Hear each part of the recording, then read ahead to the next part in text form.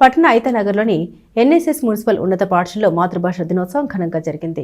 దేశంలో హిందీ తర్వాత అత్యధిక ప్రజలు మాట్లాడే భాష తెలుగు మాత్రమేనని తెలుగు భాషోద్యమ సమితి అధ్యక్షులు సాయి లక్కరాజు తెలిపారు. అలాంటి తెలుగు భాష పరిరక్షణకు భాషాభిమానులు, రచయితలు, మేధావులు కృషి చేయాలని సూచించారు. భాష అంతరించిపోతే ఆ జాతికి తీరని నష్టమన్నారు. అంతర్జాతీయ మాతృభాష దినోత్సవం సందర్భంగా శనివారం స్థానిక ఐతనగర్లోని ఎన్ఎస్ఎస్ మున్సిపల్ ఉన్నత పాఠశాలలో జరిగిన మాతృభాష దినోత్సవ సభకు ప్రధాన ఉపాధ్యాయుని ఎస్ రాజలక్ష్మి అధ్యక్షత వహించారు. సాయి లక్కరాజు ముఖ్య అతిథిగా హాజరయ్యారు. మాతృభాష దినోత్సవాన్ని ప్రాముఖ్యతను వివరించారు. అధ్యక్షత వహించిన ప్రధాన ఉపాధ్యాయుని ఎస్ రాజలక్ష్మి మాట్లాడారు. తెలుగు వారందరూ తెలుగులోనే మాట్లాడాలని, ఏ భాష నేర్చినా మాతృభాషను మరవరదని చెబుతూ మమ్మీ డాడీ సంస్కృతిని విడనాడాలని సూచించారు. పాఠశాల ఉపాధ్యాయులు ప్రసన్నత్ కుమార్ మాట్లాడారు. తెలుగు భాష వైభవానికి పద్యమే ప్రాణమన్నారు. సభలో తెలుగు ఉపాధ్యాయుని మేరీ కేథరిన్ని, సమితి అధ్యక్షులు సాయి లక్కరాజు, ప్రధాన ఉపాధ్యాయురాలు రాజ్యలక్ష్మి ఘనంగా సత్కరించారు. మాతృభాష పరిరక్షణకు పాటుపడతామని అందరి చేత ప్రతిజ్ఞ చేయించారు. ఉపాధ్యాయుని షేక్ అస్మతునిసా స్వాగతం పలకగా ప్రసన్నత్ కుమార్ వందన సమర్పణ చేశారు. ప్రాణాలు కోల్పోయిన తర్వాత కూడా వెంటనే ఈ భాషా దినోత్సవం అనేది వెంటనే రాలేదు.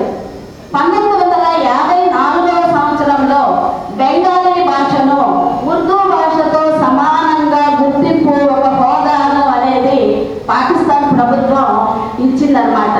ఇచ్చిన తరువాత కూడా 1999 ఫిబ్రవరి 21వ తేదీన యునెస్కో ఫిబ్రవరి 21వ తేదీని మాతృభాష దినోత్సవంగా జరుపుకోవాలి అనేటువంటి విషయాన్ని చెప్పింది. అప్పటి నుంచి అయితే 1999లో చెప్తే ఇది అమలులోకి వచ్చింది ఎప్పటి నుంచి అంటే 2000 సంవత్సరం ఫిబ్రవరి 21వ తేదీ నుండి అంతర్జాతీయ మాతృభాష దినోత్సవాన్ని జరుపుకుంటూ ఉన్నాం.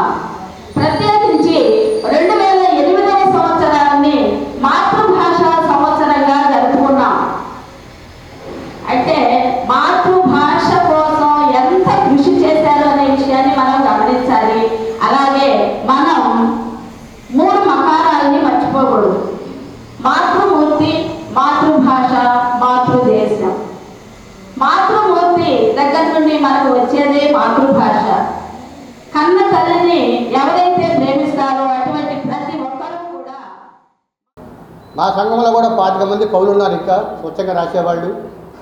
మా యొక్క అభిలాష, మా యొక్క ఆశ ఏమిటంటే మేము కాదు భవితరమున్న పిల్లలను కూడా వారికి తీసుకొచ్చి వాళ్ళకు కూడా పద్యం అనేది ఎలా రాయాలి, ఆ యొక్క పద్యాన్ని అలవాటు చేసినట్టయితే మన యొక్క మాతృభాష మృత భాష కాకుండా సమృత భాషకు ధీటుగా ఉంది ఉంటుందని భావించుకుంటున్నాం. కాబట్టి ఈ అవకాశాన్ని ఉపయోగించుకోవాలని చెప్పని మీ అందరినీ కోరుకుంటూ వారి అడ్రస్ అది ఇస్తాను.